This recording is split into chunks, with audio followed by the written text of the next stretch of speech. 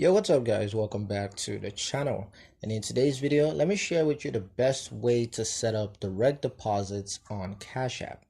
Alright, so the best way to do this is to prepare your account properly before sharing any payment details. Start by ensuring that your account is verified and that your personal information is accurate. Access the direct deposit section to obtain your unique routing and account numbers, which function as a traditional bank account. You can share these details only with trusted employers or payers, and confirm deposit schedules and payment frequency in advance so that expectations are clear.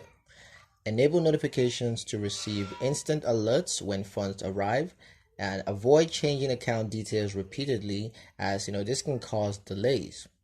Once set up correctly, direct deposits on Cash App offers a simple and reliable way to receive recurring payments without manual transfers. But that's pretty much it for the video, guys. Hope you liked it. Hope you found the information here useful enough. If you did, like, comment, share, and subscribe for more helpful financial insights. Thank you guys for watching, and I'll see you in the next one.